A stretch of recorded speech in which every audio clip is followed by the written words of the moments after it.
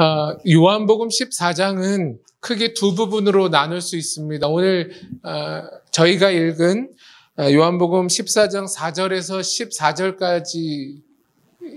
14절까지의 내용은 예수님께서 이제 떠나가심에 대한 내용입니다. 그리고 다음 주에 볼 15절부터 26절까지는 예수님께서 이제 다시 오실 것이다라고 하는 주제의 이야기입니다. 그래서 14장은 크게 이렇게 두 부분으로 나눌 수 있습니다.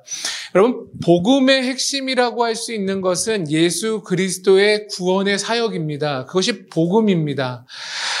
그래서 요한복음 13장과 14장에 걸쳐 진행된 예수님과 제자들의 대화 내용상에 예수님의 구원 사역이 담겨 있습니다. 우린 이것을 보아야 합니다. 우리는 요한복음 13장을 보면서 중반에 제자였던 가룟 유다와의 대화가 나옵니다.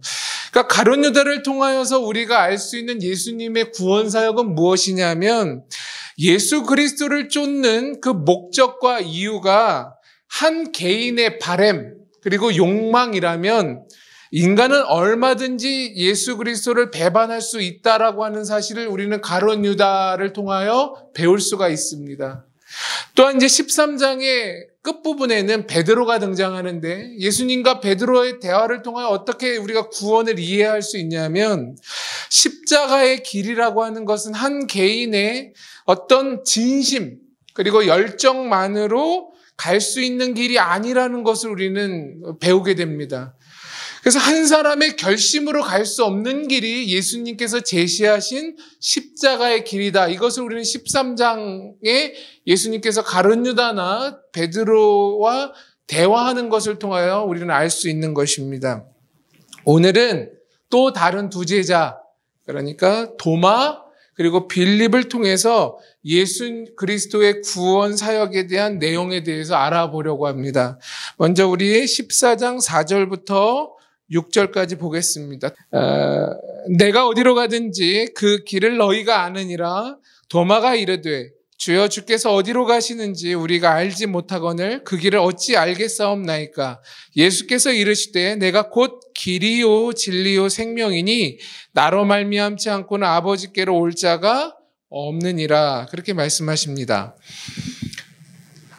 예수님께서는 요한복음 14장 2절의 말씀을 통해서 자신이 제자들, 그러니까 하나님 나라의 백성을 위하여 거처를 예비하러 갔다가 다시 오실 것이라고 14장 2절에 말씀하셨어요. 그리고 주님은 제자들에게 자신이 갈 길에 대해서 앞으로 너희가 알게 될 것이다 라고 이야기를 하세요. 그러자 궁금증이 많았던 도마는 앞으로 스승이 가실 곳 그리고 스승이 가실 길을 도무지 알아차릴 수가 없었어요. 그런데 예수님께서는 너희가 내가 가는 곳과 내가 가는 길을 알게 될 것이다 라고 말씀하시는 거예요. 그 괴리가 생겼어요. 요한복음 14장 5절은 이렇게 이야기합니다. 도마가 이르되 주님, 주께서 어디로 가시는지 우리가 알지 못하거늘 그 길을 어찌 알겠사옵나이까 이렇게 물어요. 그러니까 주님, 저는 아무리 생각해도 주님께서 갈 곳과 가실 길을 알지 못하는 것 같은데 왜 주님은 알게 될 거라고 얘기하십니까? 이렇게 반문하는 거예요. 그러자 예수님께서 뭐라고 얘기하세요? 예수님의 대답이 14장 6절인데 예수께서 이르시되 내가 곧 길이요 진리요 생명이니 나로 말미암지 않고는 아버지께로 올 자가 없느니라 이렇게 대답하세요. 여기 예수 그리스도의 자기 증명이 나와요. 내가 곧 길이요 진리요 생명이다라고 하는 6번째, 그러니까 요한복음의 총 7번의 예수님께서 자기 정체성을 이야기하시는데 오늘 이제 6번째 자신의 정체성을 말씀하시는 장면이 등장해요. 그 전에 생명의 떡이다. 나는 세상의 빛이다. 나는 양의 문이다. 그리고 나는 선한 목자다. 나는 부활이요 생명이다. 그리고 오늘 이제 길이다, 진리다, 생명이다 이렇게 말씀하시고 15장에 가서는 이제 마지막으로 나는 참포도 나무다라고 하는 자기 정체성을 이야기하시는 장면이 등장해요. 이게 도마의 질문에 대한 예수님의 대답이었다라는 사실이에요. 내가 길이다, 그리고 내가 진리고 내가 생명이다라는 것이죠. 여러분, 예수님께서 자기 정체성을 이야기하실 때 길이고 진리고 생명이다라고 말씀하시는데, 다만 이 길과 진리와 생명을 이렇게 평행적으로 놓고 봐서는 안 돼요. 길이라는 단어가 이 진리와 생명이라고 하는 단어를 내포하고 있다라고 우리는 여겨야 돼요. 그렇기 때문에 길이라는 단어가 중요합니다. 여러분, 길이라고 하는 건 무엇이죠? 길. 우리가 이제 길이라고 하는 우리의 통념들이 있잖아요. 길은 뭘까요? 길은 어느 지점과 어느 지점이 연결되어지는 걸 길이라고 그래요, 우리는. 그래서 예수님께서 자기 자신을 가리키는, 정체성을 가리키는, 내가 길이다라고 말하는 것은 예수님 자신이 누군가 이게 연결되어 있다라는 거예요. 누구랑 연결되어 있을까요? 성경은 성부 하나님과 연결되어 있다라고 하시는 거예요. 그러니까 성부 하나님과 연결되어 있다라고 하는 이 고백은 내가 성부 하나님과 동등된 자다, 이 말이에요. 그러니까 예수님이 내가 길이다라고 하시는 이 자기 정체성에 대한 선포 안에는 나와 성부 하나님은 연결되어 있을 뿐만 아니라 나와 성부 하나님은 동등된 자로 존재한다. 내가 곧 하나님이다. 이 이야기를 하시는 거예요. 그리고 성부 하나님과 인류가 단절되었는데 그 단절된 길을 내는 자가 나다, 이 말이에요. 이것이 예수님께서 길이다라고 하는 의미죠. 그러니까 이 세상에 그 성부 하나님과 이렇게 연결되어 있는, 그 성부 하나님과 동등된, 그리고 그 단절된 그 길을 내실 수 있는 분은 유일하게 예수 그리스도밖에 없다라고 하는 것이 오늘 이 14장 6절의 예수님의 고백이죠. 그러니까 어떤 목사도, 어떤 위대한 철학자도, 어떤 위대한 사람도 이 자리를 성인도 대신할 수 없는 거죠. 오직 성부 하나님과의 이 연결점은 오직 예수 그리스도만이다라고 하는 것이 오늘 본문의 이야기인 거죠. 여기에 무엇이 주어져요? 진리와 생명이 주어진다는 거예요. 그러니까 예수 그리스도가 길이다라고 하는 이 선포 안에 예수님께서 진리이시고 예수님께서 생명이다라고 하는 내용이 담겨지는 거라는 거예요. 여러분, 진리는 무엇입니까? 진리가 뭐죠? 저마다 다 진리에 대한 정의가 다른데 성경이 말하고 있는 진리란 성부 하나님의 신실성이 예수 그리스도 안에서 계시되고 드러나는 거예요. 이게 무슨 말이냐면, 여러분, 신실성이라고 하는 말이 우리가 한 글자로 뭐라고 하냐면 의라고 그래요. 의. 그러니까 성경에서 의라는 단어가 등장하잖아요. 이게 신실성이랑 똑같은데 이걸 제가 설명해 볼게요. 그러니까 성부 하나님 안에 있는 신실성, 의라고 하는 말이 다 같은 말인데 그 말은 한 인격의 본질, 그러니까 한 인격이라고 말하면 성부 하나님이 인격체이시고 그 성부 하나님의 본질이 뭐죠? 신성이 있다는 거잖아요. 신성으로 충만한 분이라는 거잖아요. 그 본질 가운데 뜻이 있고 뭐가 있어요? 성품이 있어요. 그죠? 그리고 뭐가 나와요? 행동이 나오잖아요. 그거 누구 보면 알아요? 우리 보면 알잖아요. 우리 인격체잖아요.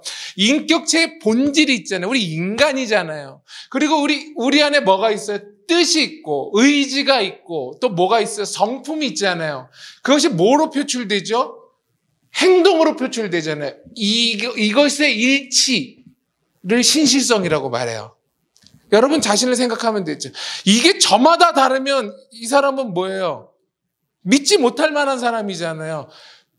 존재와 생각과 말과 행동이 다 달라요. 그럼 우리는 뭐라고 그래요? 이상한 사람인 것처럼 성부 하나님의 신실성, 그분의 의라고 말하는 것은 그분의 본질과 그분의 뜻과 그분의 성품과 그분의 행동이 다 일치된다는 거예요. 쉽게 말하면 하나님의 하나님 되심이에요. 이것이 누구를 통하여 계시됐다고요? 예수 그리스도를 통하여서 계시되고 드러났다. 이게 진리예요. 그러니까 진리란 누구로부터 나와야 되는 것이죠? 성부 하나님으로부터 나와야 하죠. 누구를 통하여? 예수 그리스도를 통하여. 이게 진리예요. 저마다 근데 다 각자가 진리를 이야기하잖아요. 그것이 정말 성부 하나님께서 예수 그리스도를 통하여 우리에게 주신 진리인가를 우리는 확인해 봐야 되는 것이죠. 그게 기준이죠.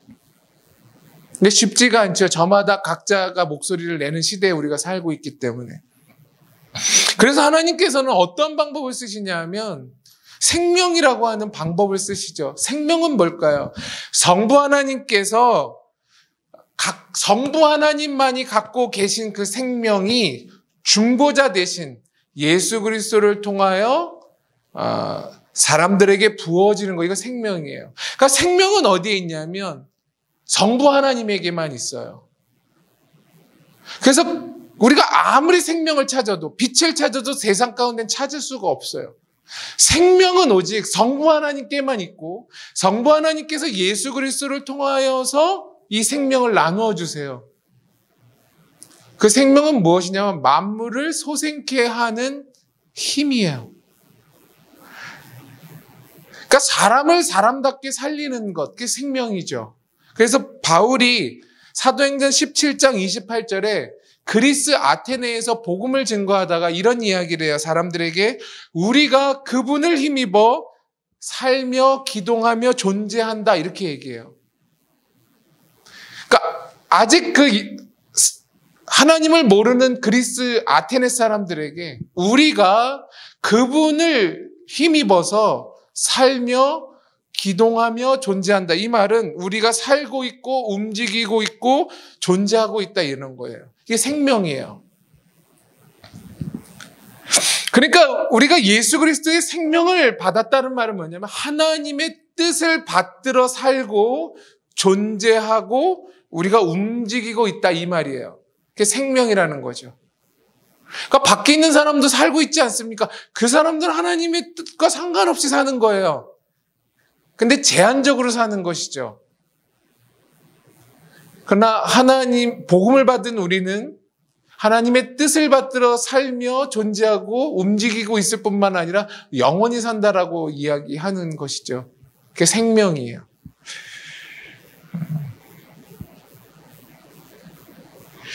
이렇게 예수님께서는 성부 하나님의 진리를 담고 계시고 생명을 담아 지금 이렇게 제자들에게 얘기하시는 거예요. 내가 진리다. 내가 생명이다. 그러면서 예수님께서는 그 제자들에게 앞으로 너희가 진리를 받은 자로서 생명을 얻은 자로서 어떻게 살 것을 말씀하세요. 그게 어디에 등장하냐면 에베소서에 등장해요. 우리 에베소서 4장으로 가볼게요.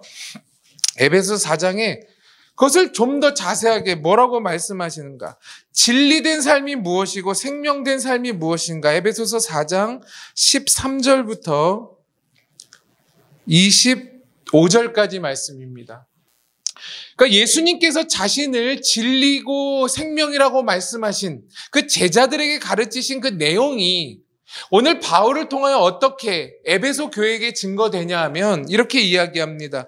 13절에 하나님의 아들을 믿는 것과 아는 것이 하나가 되어서 장성한 분량에 이르래요. 그러니까 하나님의 아들을 믿는다는 말은 뭐냐면 바른 믿음은 올바른 진리의 기초 위에서만 가능합니다. 그게 뭐죠? 예수지요. 그러니까 우리가 생활을 잘 하려면 올바른 진리의 기초 위에 우리가 믿음 생활을 해야 되는 것이죠. 그거는 오늘 성경이 예수라고 얘기를 해요. 그게 우리가 믿는다는 의미고 안다는 말은 뭘까요? 아는 것은 그 믿음의 내용인 예수라는 것이 내 인생의 실제가 되는 거예요. 그게 안다라는 말이죠. 그러니까 이것이 하나가 되면서 우리가 뭐예요? 그리스도가 원하는 장성한 분량에 이를 수 있다라고 하는 것이죠. 그러니까 둘 중에 하나가 빠져서는 안 되죠. 그러니까 내용이 있어야 하고 그 내용을 실천할 수 있는, 실제가 될 수 있는 아는 것이 필요하다. 이 얘기를 오늘 이야기하면서 바울은 뭐라고 얘기하냐면 계속적으로 진리 가운데 서는 게 중요하다라고 얘기를 해요. 또한 뭐라고 얘기합니까? 우리로 하여금 사랑 안에서 스스로 세워라. 사랑 안에서 각각 더불어 이웃과 더불어 뭐라고 해요? 참된 것을 말하라 이렇게 얘기해요. 이런 모든 것이 다 뭐예요? 생명을 낳는 작업이다 이거예요. 거짓의 실체가 발견됐잖아요. 거짓으로 어떻게 여러분 하나님의 왕국이 완성될 수가 있겠습니까? 그 행동들을 지금 밖에서 하는 거예요. 여러분 가장 중요한 게 뭐예요? 진리 안에서 뭐예요? 사랑을 행하는 거예요. 그럴 때만 무엇이 나오죠? 생명이 나타난다는 것이죠. 그러니까 지금 얘기한 예수님께서 내가 진리고 내가 생명이다라고 하는 이 가르침이 지금 에베소서에 오면 훨씬 더 큰 살을 붙이죠. 진리 가운데 서는 것, 거짓을 말하지 않는 것, 참된 것을 하는 것, 그리고 이웃과 더불어 사랑을 나누고 뭐예요? 예수의 가르침 안에 서는 것. 이 모든 것이 우리가 진리 가운데 서는 것이고 생명을 낳는 자로 부름받았다라고 하는 뭐예요? 하나님의 요구예요. 그것이 이제 굉장히 중요하죠. 그러니까 우리가 어떻게 예수님이 길이고 그 길이신 예수 그리스도 안에 진리가 담기고 생명이 담겼느냐를 우리 각자가 이 에베소서를 통하여서 확인받고 그걸 우리가 살아내야 되는 것이죠. 그러려면 뭐야? 참된 것을 이야기하고 지체들 가운데 뭐야? 사랑 가운데 그 지체들에게 말하고 그 지체들을 세워주는 것. 그것이 생명을 낳는 하나님께서 요구하시는 제자된 하나님 백성다운 길인 것입니다. 우리 요한복음 14장 이제 7절로 다시 돌아와서 우리 빌립을 통하여 하나님의 가르침을 듣고 마치도록 하겠습니다. 7절부터 14절까지입니다. 지금까지 예수 그리스도는 제자들에게 무엇을 말씀하셨죠? 자기의 정체성을 말씀하셨죠. 내가 길이다. 그리고 내가 진리고 내 안에 생명이 있다라고 자기의 정체성을 가르쳤지만 그것을 알아듣지 못한 빌립은 뭐라고 대답해요? 주님, 성부 하나님을 보여주십시오. 이렇게 얘기를 해요. 지금까지 예수가 뭐라고 얘기해요? 내가 그분과 연결된 자다. 내가 그분이다. 라고 지금 증거하셨건만 빌립은 딴소리를 하는 거예요. 여러분, 제가 서두에 말씀드린 것처럼 13장과 14장은 요한복음은 예수님께서 제자와 대화하는 것을 통하여서 그 내용 가운데 자신의 구원 사역을 증거하고 계세요. 그러니까 이제까지 본 것은 11절에 어떠한 구원 사역을 증거하시냐면 예수 그리스도와 성부 하나님은 동등된 분임을 믿으라 이렇게 증거하시는 거예요. 여러분 믿으시죠? 그러니까 지금까지 이야기한 건 뭐야? 나와 나를 보내신 아버지는 동등한 자다. 그걸 믿으라. 이게 구원의 내용이에요. 복음의 내용이에요. 그게 이제 11절에 등장하고요. 10절에는 그 성부 하나님께서 예수 그리스도 자신을 통하여 그 성부 하나님의 뜻을 펼치고 계신다. 이것이 우리의 뭐가 돼야 돼요? 믿음의 내용이 돼야 돼요. 동의하시겠죠? 그리고 오늘 빌립을 통하여 예수님께서 증거하시는 구원의 사역은 무엇이냐면 성부 하나님의 구원 사역이 지금까지는 나 예수를 통하여 증거되었지만 내가 죽어 부활하여 하늘에 승천한다면 이제부턴 나를 따르는 너희를 통하여 성부 하나님의 구원 사역이 증거될 것이다. 이게 빌립을 통해서 이야기하고 싶으신 구원 사역에 대한 내용이에요. 그러니까 총 지금까지 이야기하자면 구원의 내용은 예수와 성부가 동등된 자다. 그리고 성부 하나님은 예수 그리스도를 통하여 자신의 뜻을 증거하고 계신다. 그리고 오늘 빌립의 말씀을 통하여서는 성부 하나님은 제자들, 나를 따르는 자를 통하여 예수가 행하셨듯이 구원 사역을 펼쳐나가실 것이다. 그것이 우리 가운데 믿음의 내용이 되어야 된다라고 하는 것입니다. 그렇기 때문에 예수님께서 구원 사역을 하실 때 제자들을 통하여서 구원 사역하시는 방법은 오늘 본문 가운데 뭐로 등장하냐면 기도로 등장해요. 그러니까 내가 이제 앞으로 예수 그리스도를 따르는 너희를 통하여서 하나님 일을 하는 것은 기도를 통하여서 하겠다라고 오늘 본문은 증거해요. 어디 그게 등장하냐면 12절부터 14절까지 등장해요. 제가 읽어드릴게요. 혼자 하니까 힘드네요. 네, 여러분의 귀중함들을 느낍니다. 12절부터 14절까지입니다. 내가 진실로 진실로 너희에게 이르노니 나를 믿는 자는 내가 하는 일을 그도 할 것이요 또한 그보다 큰 일도 하리니 이는 내가 아버지께로 감이라. 너희가 내 이름으로 무엇을 구하든지 내가 행하리니 이는 아버지로 하여금 아들로 말미암아 영광을 받으시게 하려 함이라. 내 이름으로 무엇이든지 내게 구하면 내가 행하리라. 아멘. 이렇게 말씀하세요. 오늘 이 12절부터 14절엔 기도의 사이클이 등장해요.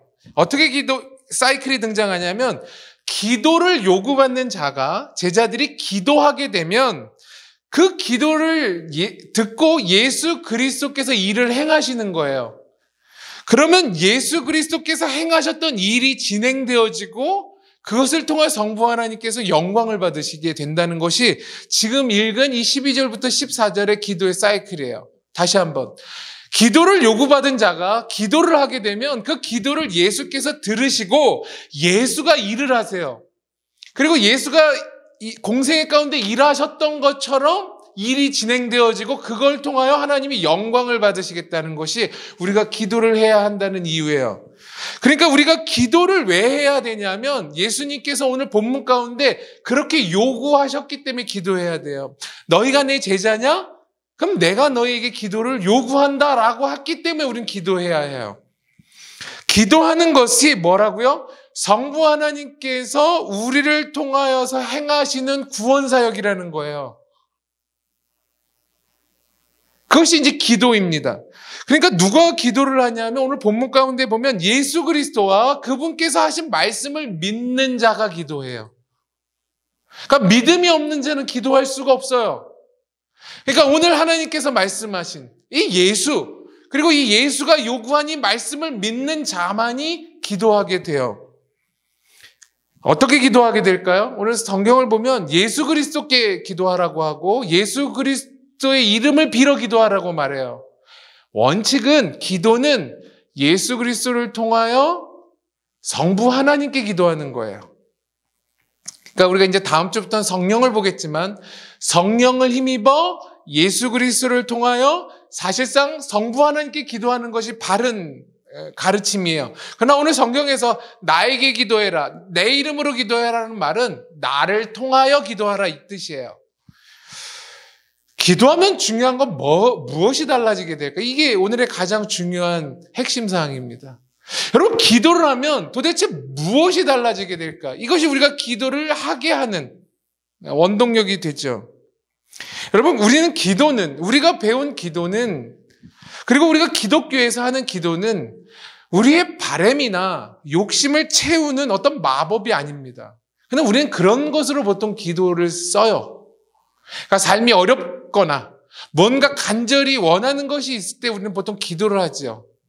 근데 원래 기도는 그렇지 않습니다. 여러분, 우리가 기도하게 되면 성경이 말하는 참된 기도를 하게 되거나 성령이 역사하는 기도를 하게 되면 기도하는 당사자에게 놀라운 일이 생깁니다. 그게 가장 중요합니다. 그러니까 기도를 하느냐 마느냐에 가장 수혜를 받는 자는 누구냐면 우리 자신이에요. 여러분, 예배를 하면 누가 가장 사실상 수혜를 받냐면 우리 자신이 수혜를 받아요. 하나님이 우리 어떤 사실 예배를 통하여서 영광이 덕지덕지 붙겠습니까? 그래서 많은 이 개혁신학자들은 그렇게 얘기해요. 예배할 때 오히려 우리 자신이 살게 된다라고 얘기를 해요. 그래서 하나님께서 우리에게 예배를 요청하시는 거예요. 기도를 요청하시는 거예요. 그런데 우리가 이제 기도를 잘 하지 않지 않습니까? 그러니까 기도를 하게 되면 내 자신의 영혼이 먼저 놀라운 변화를 받게 돼요. 그게 이제 기도의 가장 큰 하나님의 바람이에요. 여러분, 당사자에게 놀라운 일이 생긴다는 말은 뭘까요? 성경이 제시하는 믿음의 내용이 우리 가운데 실제가 돼요. 기도할 때. 그러니까 성경이 우리 가운데 말씀하고 있는 것이 아까 말하는 것처럼 믿는 것이 아는 것으로 성장 발전하는 것이 기도를 통하여 가능하게 되고, 우리가 기도하면 나의 바람보다도 하나님의 말씀에 순종하는 것에 포커스를 맞추게 돼요. 제대로 기도하게 되면. 그리고 기도하게 되면 기도하는 자신은 사라지고 예수 그리스도에 대한 올바른 인식이 자리 잡게 돼요. 이게 기도하는 우리가 이유예요. 사실 기도해야 우리가 생명을 갖게 됩니다. 이것이 우리가 기도해야만 하는 이유가 됩니다. 이것을 통해 하나님이 영광을 받으신다는 거예요. 여러분, 우리가 기도하게 되면 마치 세상 가운데 놀라운 일들이 막 일어나서 하나님께서 영광을 받는 게 아니라 제대로 기도하면 내가 변화되기 때문에 하나님이 영광이 되세요. 이 기도를 하라고 하는 가장 큰 하나님의 요구입니다. 여러분, 오늘 성경에 보면 예수를 믿고 예수 그리스도의 이름으로 기도하면 그 하나님의 일을 할 수 있게 되고, 또 성경은 그것을 큰 일을 너희가 만약 기도하게 되면 큰 일도 하게 될 것이다라고 예수님께서 얘기하신 이 큰 일은 물리적인 일이 아닙니다. 우리는 기도를 하고 예수 그리스도의 이름으로 나가면 뭔가 세상적으로 볼 때에도 또 내가 생각하기에도 물리적으로 엄청난 큰 일을 하게 될 것이다라고 오늘 본문은 이야기하지만, 이 큰 일은 저는 그렇게 해석하는 것이 바람직하다고 생각합니다. 죄인된 우리가 할 수 없는 일이 큰 일인 것입니다. 뭐죠? 누군가를 이해하고 누군가에게 겸손하고 다른 사람을 위해서 희생하고 누군가를 위해서 죽을 수 있는 거, 이거 우리가 할 수 없는 큰일인 것입니다. 기도할 때 기도하는 사람이 이 일을 해요. 지금까지 저는 그렇게 배운 거죠. 수많은 사람들이 큰 경기장에 모여서 막 큰 함성을 지르고 수많은 사람들이 막 교회로 몰려오고 막 놀라운 일들이 일어나는 것, 여러분, 우리는 그런 것들을 한 20, 30년간 봤습니다. 한국교회 가운데 봤잖아요. 뭐 74년도, 뭐 80년도 막 여의도에서 모이고 100만 명이 모이고, 부활절만 되면 경기장과 각 시도에서 모든 여러분 체육관에서 모여서 빽빽하게 우리는 예배드리는 장면을 얼마든지 경험했습니다. 잘 살게 됐습니다. 근데 이제 와서는 이제 무엇을 보는 것입니까? 우리가 그것보다도 훨씬 성경이 말하는 큰 일, 옆 사람, 이웃을 이해하지 못하고 그들에게 겸손하지 않고 그들을 위해서 우리가 희생하지 않고 죽지 않는 우리 모습을 보지 않습니까? 그러니까 이 일은 누가 하는 거예요? 기도하는 자가 하는 것입니다. 그리고 기도함으로 우리가 큰 일을 한다는 것은 우리가 언제나 시작이나 과정이나 결론을 맺지 못한다라고 하는, 십자가의 길이나 생명 낳는 일에 있어서는 우리가 시작이나 과정이나 결론을 맺지 못한다는 것을 기도하는 사람 많이 알아요. 그러니까 우리가 기도를 하지 않으면 내가 굉장히 뭔가를 할 수 있을 것 같고 그걸 진행할 수 있을 것 같고 내가 결론을 맺을 수 있을 것 같지만, 기도하는 자는 주님, 내가 시작하지도 못합니다. 내가 과정도 못 연결합니다. 전 결론도 못 맺습니다. 라고 하는 그 생명을 낳아요. 이것이 기도하는 사람이 할 수 있는 큰 일이라고 생각합니다. 그래서 우리는 기도하면 할수록 분명하게 되어서는 안 됩니다. 우리는 교회 생활하면서 기도 많이 하는 사람들이 얼마나 억센가를 보게 돼요. 그리고 기도하는 사람이, 기도를 많이 하는 사람일수록, 우리 교회는 권사님이 없으니까 욕하겠습니다. 기도 많이 하는 권사님, 은사 많이 받은 권사님이 굉장히 날카롭습니다. 여러분, 기도는 하면 할수록, 제대로 하면 할수록 유연해지셔야 되고 부드러워지셔야 되고 넉넉해져야 합니다. 이게 기도를 잘 하는 것입니다. 그러니까 기도하는 사람은 커지는 것입니다. 근데 교회 안에 기도 많이 하는 분들이 있는데 늘 분명하고 늘 날카롭고 늘 억세져 간다면 그건 기도를 제대로 못하고 있는 것입니다. 사랑하는 여러분, 우리가 더 기도해야 합니다. 왜냐하면 우리가 더 유연해져야 되고 더 우리가 부드러워져야 되고 우리가 더 넉넉해져야 하기 때문에 하나님은 오늘도 우리에게 기도를 요구하십니다. 여러분, 말씀을 맺겠습니다. 어려운 상황입니다. 예수님께서 이제 누구를 통하여 구원 사역을 펼치신다고요? 제자된 우리, 하나님 백성된 우리를 통하여 이 2020년 이 시점에 하나님께서 구원사역을 펼치신답니다. 무엇으로 오늘? 기도를 통하여서. 우리가 기도함으로 좀 더 유연해지고 좀 더 넉넉해지고 좀 더 상냥해지고 좀 더 친절해짐으로 우리 각자의 위치 가운데 하나님께서 구원의 사역을 펼치신답니다. 그러면 누가 덕을 볼까요? 우리가 덕을 봅니다. 그리고 하나님께서 그 일을 통하여서 무엇을 받으세요? 영광을 받으십니다. 사랑하는 여러분, 저희 교회로 전도해서 오라는 말씀은 안 드리겠습니다. 앞으로도 드릴 마음은 없습니다.